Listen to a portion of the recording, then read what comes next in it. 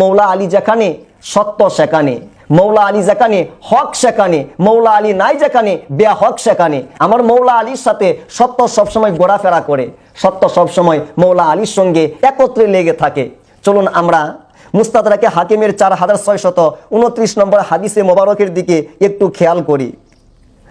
আমার রসুলে পাক রহমতুল্লিল আলামিন মৌলা আলী আলাইহিস সালাতু ওয়াস সালাম ওনার জন্য দোয়া করলেন, আল্লাহুম্মা আদিরিল হাক্ক মাআহু হাইসু দার। আল্লাহ, আমার আলী যেখানে যাবে সত্যের মূল সেই দিকে ঘুরিয়ে দাও। আমার আলী যেদিকে রওনা হবে তুমি সত্যকে সেই দিকে রওনা করিয়ে দাও। অর্থাৎ আমার আলী যেখানে যাবে তুমি সত্যকে সেই দিকে ঘুরিয়ে দাও। এই হাদিসে মোবারকের আলোকে বোঝা যায় মৌলা আলী যেখানে সত্য সেখানে।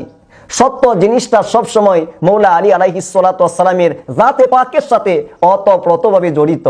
যারা সত্যবাদী হতে চান, সত্য পথ তালাশ করতে চান, সত্য মত আপনি খোঁজাখুঁজি করতে চান, আপনার জন্য মৌলা আলী আলাইহিস সালাতু ওয়াস সালাম সত্যের দিশারি, সত্যের দ্বারক, সত্যের বাহক ঘোষণা দিয়েছেন রহমাতুল্লিল আলামিন সাল্লাল্লাহু আলাইহি ওয়া আলিহি ওয়াসাল্লাম।